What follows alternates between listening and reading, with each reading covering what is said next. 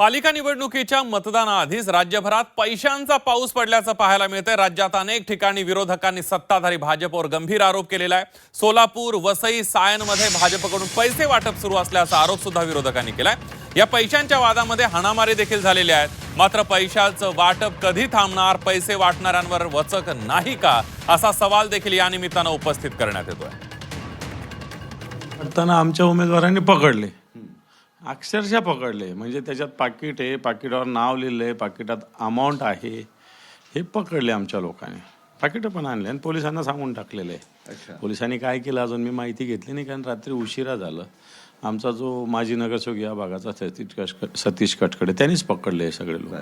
भाजपचा एक उमेदवार होता तिथं, तो तर पळून गेला अक्षरशः। परंतु सांगाल काय हरकत नाही, एक दोन कार्यकर्त्याला चांगलं चोपलं। मग वाजवा तुमच्या बरोबर आम्ही बी आहोत। पैसे वाटत असेल तर तुम्हीच काय, आम्ही पण आहोत ना।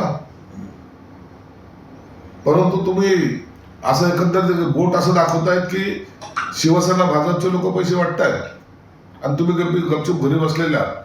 आम्ही तुमच्या बरोबर आहोत, चला जो पैसे वाटत असेल त्याच्या कानाखाली मारण्याची आमची तयारी आहे।